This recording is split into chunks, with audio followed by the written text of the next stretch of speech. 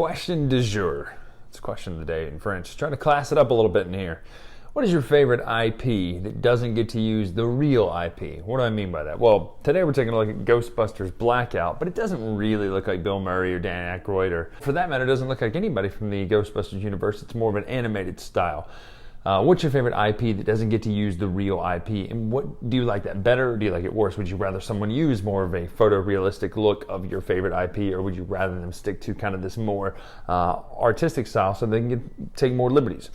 The reason I bring that up is today with Ghostbusters Blackout, we are looking at this game. It's all about dice and rolling them and playing them as actions and spinning them. Kind of a mashup almost between King of Tokyo and Elder Sign in the Ghostbusters universe. Let's take a look right now how this game plays and see what we think about it right now.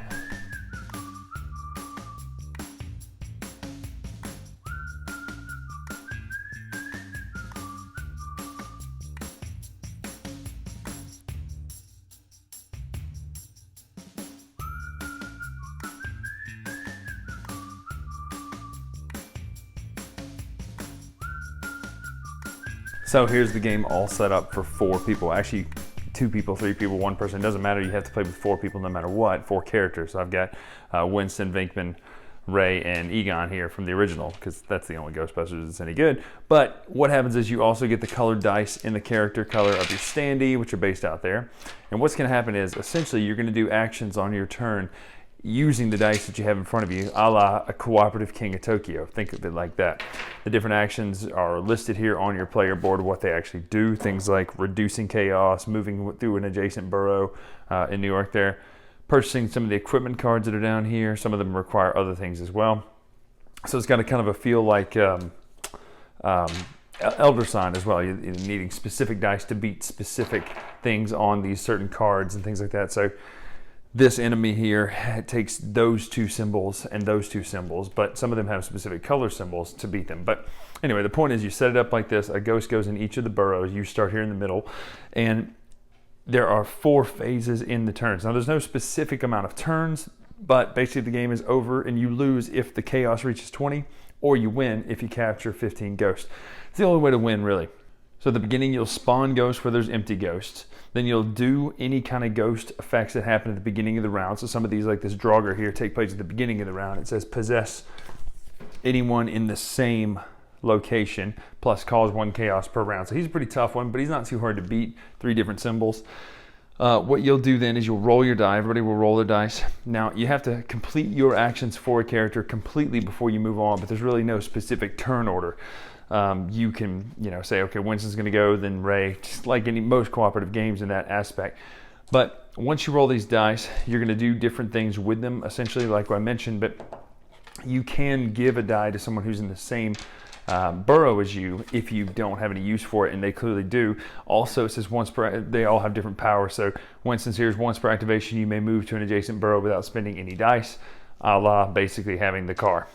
So everybody's got different powers. Then you can also buy different equipment down here by spending the amount of symbols that's on it. And all these equipments do nice different little boosts to your characters and things like that. All the ghosts have different effects that will either happen at the beginning of the round or the end of the round. Essentially, you're going to go and keep doing that until you either win or lose by capturing 15 ghosts or having 20 chaos.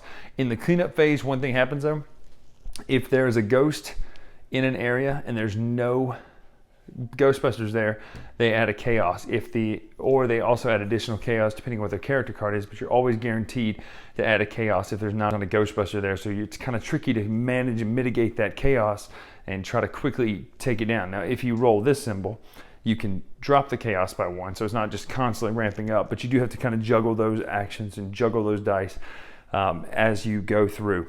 So I grew up about 10 years too late to really love Ghostbusters. I like it, I don't dislike it. I like it because it's on TV all the time, but I don't love it, right? It's not my favorite IP. So this on IP alone didn't do it for me, right? It didn't just like, oh my gosh, this is the greatest game of all time.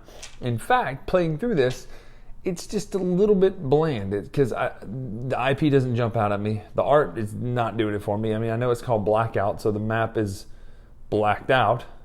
It's an artistic choice I'm not a big fan of.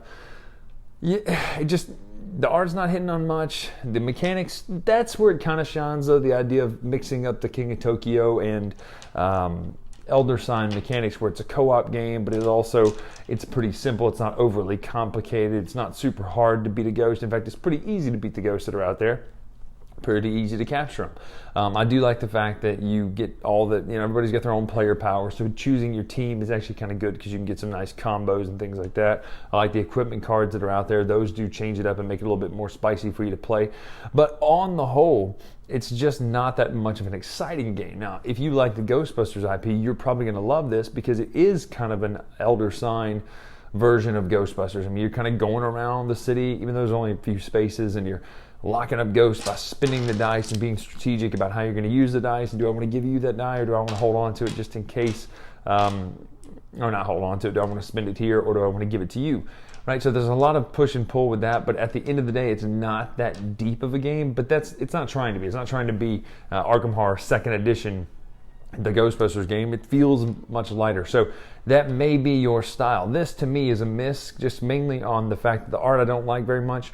I don't very much care for the mechanics. They're a little bit too, just not there for me. Just a little bit too shallow, or light, I should say. But not in the sense of a light game like Ticket to Ride, but it's just like, I don't feel like I'm doing enough to really keep me engaged in this game. It's just like, oh, okay, these dice do that. Well, that's a car, that's a stream, don't cross the streams. What happens if you roll 2 streams?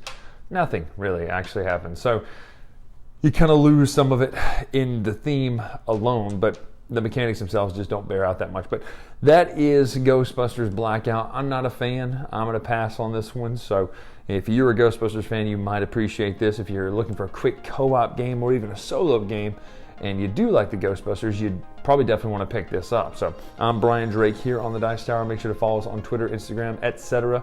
for more of these reviews. And until next time, we'll see you. Thanks so much for watching another Dice Tower video. If you enjoy our videos, subscribe to the channel for more fun, comprehensive board game coverage. Also, consider joining us at one of our events. Come to Dice Tower Retreat, a small, intimate gathering where gaming is king. Join us for Dice Tower Cruise, the largest board game cruise. Attend Dice Tower West in Las Vegas, for gaming fun on the West Coast, or Dice Tower East in Orlando, in sunny Florida. Dice Tower Conventions, the friendliest gaming conventions on Earth. I'm Eric Summerer, and you've been watching the Dice Tower.